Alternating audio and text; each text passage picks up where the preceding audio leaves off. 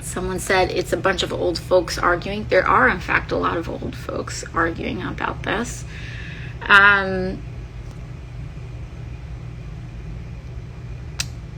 Looking here, just trying to figure out some of your questions here.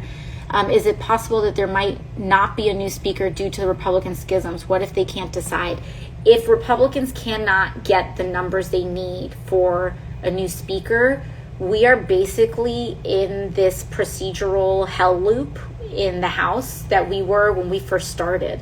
So I don't know if you all remember, but in January we had to select a speaker, and it kept happening over and over and over and over again, and we couldn't do anything in the House until they finally elected somebody. The rules of the House are such that we kind of go into that absurd spiral again, and we literally have to sit in a room and they will call our names over and over and over again until someone reaches a majority. And so the House of Representatives, all legislation essentially grinds to a halt. It's very difficult to do anything else. Looking at some of your other, why wouldn't Kevin McCarthy wait the 48 hours? That's an excellent question to ask him. Question of the day, question of the hour. I think there's probably a lot of coulda, woulda, shouldas that people are going through right now.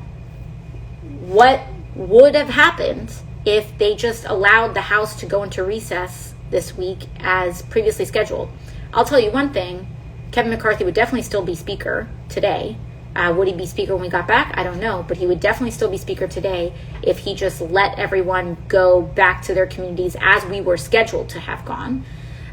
What he was planning on doing otherwise, not exactly sure.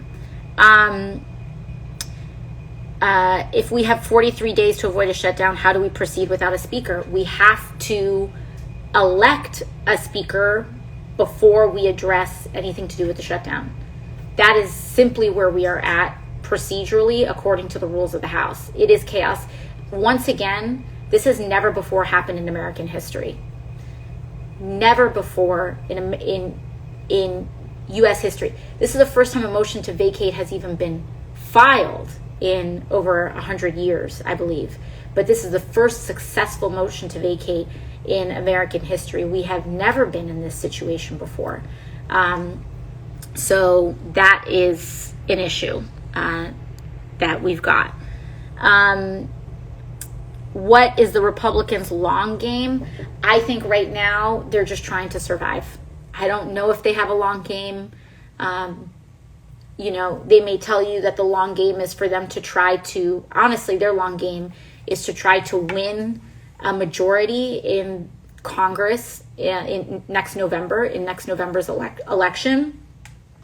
And expand that majority. That's what their long game is. Their long game is that you all will either not vote, stay at home, or vote for them so that they can keep their majority, grow their majority in the House, and either not have to deal with this or deal with this some more. But aside from that, they don't really have a long game right now. They are panicking. They don't even have a successor that is quickly or easily named. They're throwing out a bunch of different names, trying to figure out who they can even elect as Speaker.